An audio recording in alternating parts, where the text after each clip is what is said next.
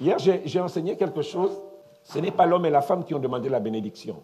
C'est l'Éternel qui les a bénis. Ça veut dire que Dieu sait, en réalité, lorsqu'il vous met quelque part, il sait que sans sa bénédiction, vous aurez du mal à accomplir ce pourquoi il vous a appelé. Où suis-je avec ma foi? Cette notion de foi, liée à jusqu'où je peux aller avec Dieu, c'est plus quelque chose qui s'applique dans notre vie. En fait, nous avançons avec Dieu maintenant parce qu'un jour, on nous a dit que nous sommes devenus chrétiens parce que nous nous sommes approchés de l'autel de Dieu. On a prié pour quels sont les gens qui veulent accepter le Seigneur. Et puis on est venu devant, on a accepté le Seigneur. Et puis c'est bon, nous sommes maintenant enfants de Dieu. Or, la Bible nous dit que sans la foi, il est impossible d'être agréable à Dieu. Ça veut dire que la foi, c'est quelque chose qui est du vécu, du quotidien de celui qui s'est dit enfant de Dieu.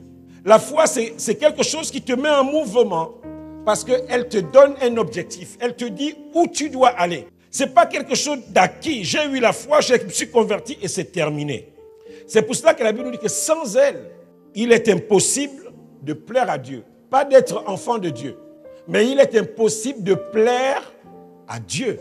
Ça veut dire qu'on peut avoir un statut d'enfant, mais sans forcément plaire à Dieu. Et dans l'idée de plaire, il y a comme le fait d'aller au-delà de ce que tout le monde fait.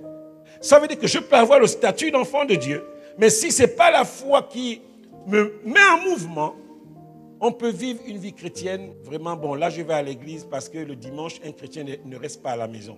Mais qu'est-ce qu'il y a dans ton cœur? Qu'est-ce qui te met en mouvement? Noé, dans son cœur, il avait ressenti quelque chose. Il a ressenti ce besoin de Dieu. Il a été divinement averti. Il a certainement vu des images. Il a certainement eu un songe. Et la Bible dit qu'il a été saisi par la crainte. Parce que ce qu'il avait vu ne pouvait pas ne pas le mettre en mouvement. Qu'est-ce que tu as vu? Où es-tu avec ta foi? Parce que ce que tu reçois et qui déclenche la foi, ça doit être plus fort que toi, te mettre en mouvement. Et si ce n'est pas plus fort que toi, tu dois avoir assez de crainte de Dieu pour te mettre en mouvement. Vous savez, quand Dieu vous appelle à faire quelque chose, si vous ne perdez pas la paix, c'est que ce n'est pas Dieu qui vous a parlé. Mon frère, ma soeur, je suis en train de te parler ce matin. Il y a quelque chose que Dieu te demande de faire depuis longtemps. Il y a des choses qu'on ressent. On sent que si ça continue, ce n'est pas bon. Nous devons sauver la famille ici. Il y a quelque chose que Dieu me demande de faire et qui va sauver ma famille ici. Tu le vois, tu le ressens. Dieu l'a posé dans ton cœur. Et ça, c'est souvent la grande difficulté que nous avons lorsqu'il faut bâtir. Bâtir, ça coûte. Parce que des fois, ce que Dieu nous demande de bâtir, ça coûte le prix de bâtir une arche. Et comme nous sommes dans une société de prêt-à-porter, plus personne ne veut prendre le temps de construire, de bâtir.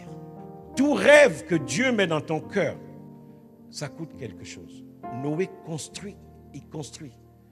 La vision ne suffit pas. Le rêve ne suffit pas. Il faut construire. Il y a une étape où maintenant on s'assoit pour construire. Pourquoi je construis? Parce que ce que Dieu m'a montré est tellement grand que je ne peux pas être insensible. La difficulté avec Dieu, c'est que quand vous avez accepté une tâche, il part. Il vous bénit, il part. Parce qu'il sait que vous avez tout ce qu'il faut pour avancer.